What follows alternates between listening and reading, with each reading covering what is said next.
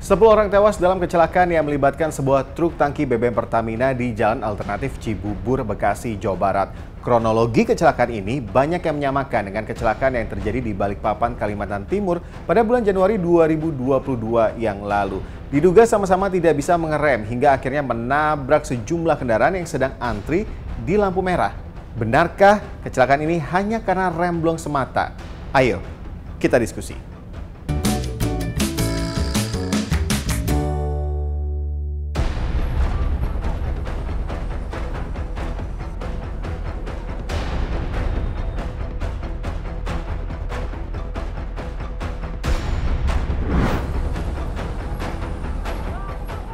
Senin sore terjadi kecelakaan maut truk tangki BBM milik Pertamina di Jalan Alternatif Cibubur, tepatnya yang dari arah Jakarta menuju Cilengsi.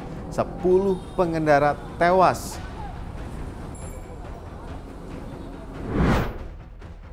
Kejadian bermula saat lampu merah dan sejumlah pengendara sedang berhenti. Tiba-tiba dari arah belakang datang truk tangki hingga menabrak berbagai kendaraan yang sedang menunggu lampu merah. Totalnya ada 2 mobil dan 10 sepeda motor. Sampai sehari usai kecelakaan, serpihan kendaraan masih banyak di lokasi kejadian. Garis polisi masih terpasang. Polisi bahkan kembali melakukan olah TKP untuk mencari tahu penyebab pasti kecelakaan. Banyak yang menyamakan kecelakaan yang terjadi di Jalan Alternatif Cibubur ini mirip dengan kecelakaan yang terjadi di Balikpapan, Kalimantan Timur Januari lalu. Terjadinya di jalanan menurun menuju lampu merah. 21 Januari 2022, Jumat pagi di saat puluhan kendaraan menunggu lampu hijau di Simpang Muara Rapak kilometer 0,5 Balikpapan, tiba-tiba truk tronton melaju kencang dari arah belakang hingga menabrak puluhan kendaraan di depannya. 4 orang tewas, puluhan lainnya luka-luka. Kecelakaan di Balikpapan tadi disebabkan tidak berfungsinya rem. Nah, apakah hal itu juga bisa terjadi terhadap truk tangki BBM Pertamina yang mengalami kecelakaan di Jalan Alternatif Cibubur pada Senin sore 18 Juli kemarin? Seperti kita ketahui dalam kasus yang banyak dilakukan oleh para pengemudi truk ya muatan di jalur-jalur menurun yang cukup panjang seperti di Cipularang begitu. Kalau kita akan mudah sekali menemukan para pengemudi dengan sengaja menetralkan transmisi truknya agar beban kerja dari mesin berkurang.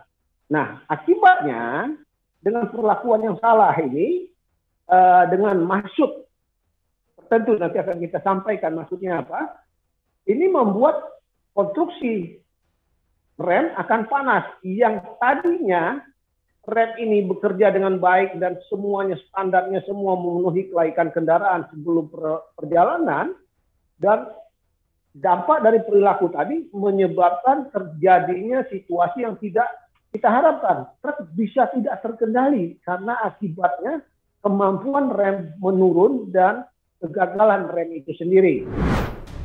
Tapi bukankah sebenarnya sistem rem kendaraan tonnase besar di Indonesia ini sama dengan yang digunakan oleh negara-negara lain? Lalu mengapa di Indonesia justru kerap kali terjadi kecelakaan akibat tidak berfungsinya rem dengan baik? Yang menjadi kontributor di dalam permasalahan kualitas pengemudi dan intensnya jumlah kecelakaan pada kendaraan angkutan dan penumpang adalah soal supply daripada pengemudi kompeten yang harusnya diperoleh dari sekolah-sekolah tersebut ya. Kalau kita melihat daripada iklim atau yang terjadi di NAM, North America atau US gitu ya, untuk menjadi supir angkutan atau angkutan penumpang itu luar biasa mahal dan lama sekali. Setelah mereka mengikuti pendidikan itu yang kurang lebih sekitar bisa 3 bulan, mereka pun harus ada coaching untuk berapa jam di perusahaan itu. Kalau tidak salah 300 jam sebelum mereka dirilis untuk mengemudi, dibebaskan mengemudi secara sendiri.